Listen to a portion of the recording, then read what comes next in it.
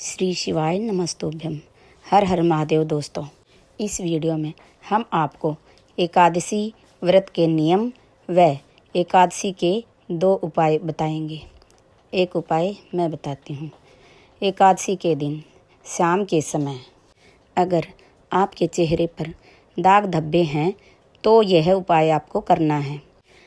इस उपाय में एक बेलपत्र घर से लेके जाना है तथा 1 लोटा जल।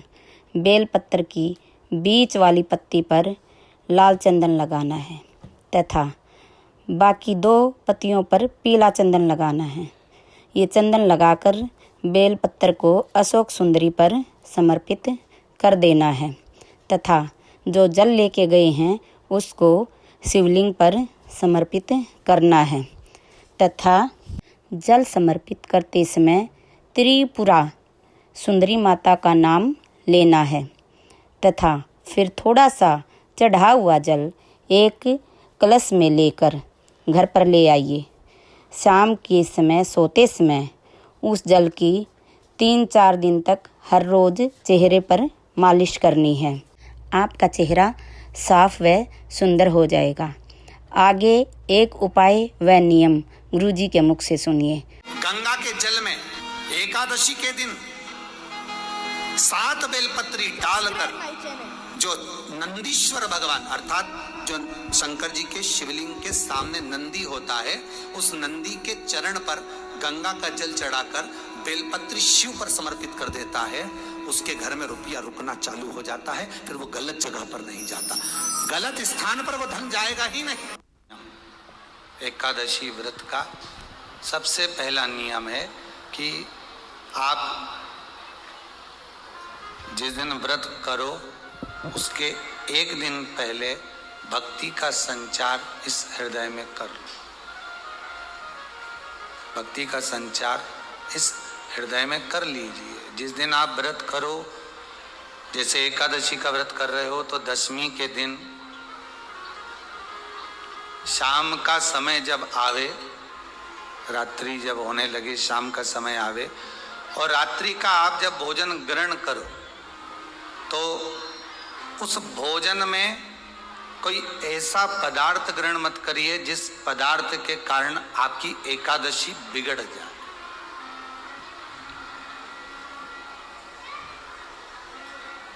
कोई बेकार भोजन में ग्रहण नहीं करना, श्रेष्ठ भोजन ग्रहण करिए दशमी के दिन। और एकादशी का दूसरा नियम बहुत ध्यान से सुनिएगा। जिस दिन आपकी एकादशी का व्रत हो उस दिन प्रयास करिएगा कि अपने हाथ से किसी भी वृक्ष की कोई पत्ती टूटे ना। अपने हाथ से किसी भी वृक्ष की, पौधे की, किसी भी वृक्ष की पत्ती अपने हाथ से ना टूटे। बहुत ध्यान दीजिएगा महाराज। एकादशी का ये दूसरा नियम है कि अपने हाथ से किसी पौधे की, किसी वृक्ष की, किसी डाली की कोई पत्ती टूटे ना, कोई पत्ती ना टूटे, इसका प्रयास करिए।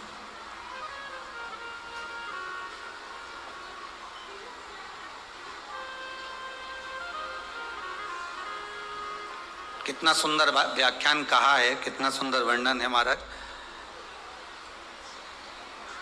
कि मात्र एकादशी का व्रत कर लेने पर, मात्र एकादशी का व्रत कर लेने पर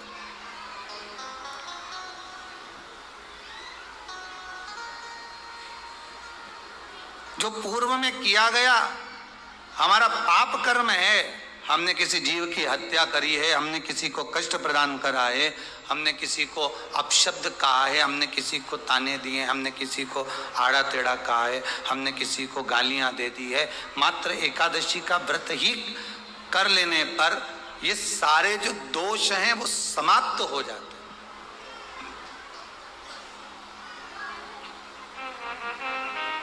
सारे दोष हमारे समाप्ति पर आ जाते हैं।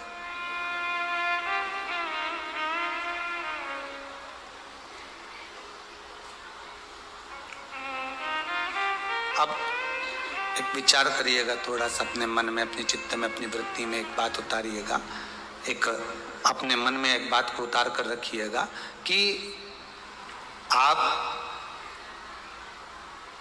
अपने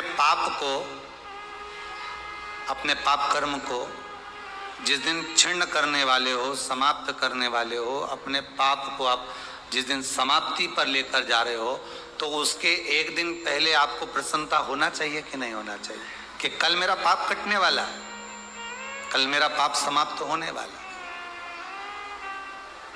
जो मैंने पाप कर्म करा है वो समाप्त होगा, जो मैंने पाप कर्म करा है वो कल समाप्त हो जाएगा। तो एक दिन पहले आपके चेहरे पर प्रसन्नता हो कि ना हो?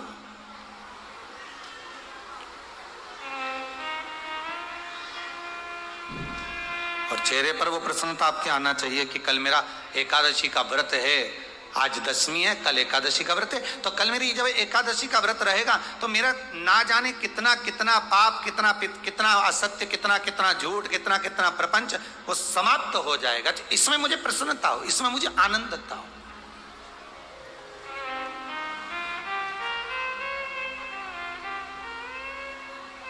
तो क्या कहा गया कि प्रयास करिएगा कि एकादशी के दिन कोई वृक्ष की, कोई डाली की, कोई कोपल की कोई पत्ती ना तोड़ी जाए। क्यों?